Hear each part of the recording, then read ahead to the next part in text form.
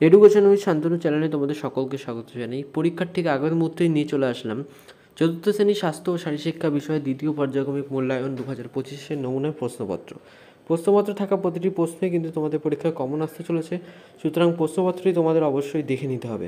প্রশ্নপত্র 1 থেকে বলা হয়েছে শূন্যস্থান পূরণ করো। ছোটদের কথা বলা হয় না তো শেষ, আলোচনা করে তারা নিয়ে পরিবেশ, ময়লা যেখানে দেখে করে প্রতিকার, প্লাস্টিক ক্যারিব্যাগ নয় ব্যবহার। প্রশ্নপত্র 2 থেকে বলা হয়েছে সত্য বা মিথ্যা লেখো, যার মান হচ্ছে 2। 4টে প্রশ্ন থাকবে, যার মান থাকবে হচ্ছে 2। ক দাগের প্রশ্নপত্রে বলা হয়েছে বিদ্যালয়ে শিশু সংসদের কাছে দায়িত্ব থাকে প্রধানমন্ত্রী নেন, এটি হবে সত্য। পদহস্তাসনে 2 পা জোড়া করে দাঁড়াতে হয় না, এটা মিথ্যা। কবাডি একটি দেশীয় খেলা নয়, এটিও মিথ্যা।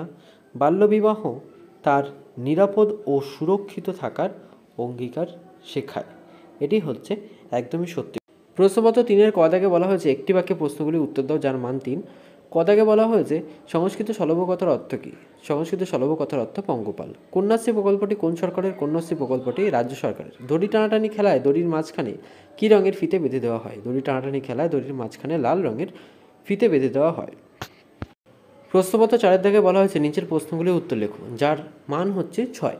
বাল্যবিবাহ ক দাগে বলা হয়েছে বাল্যবিবাহ রোধ করার জন্য মেয়েদের যে কোনো 2টি পদক্ষেপ নেব।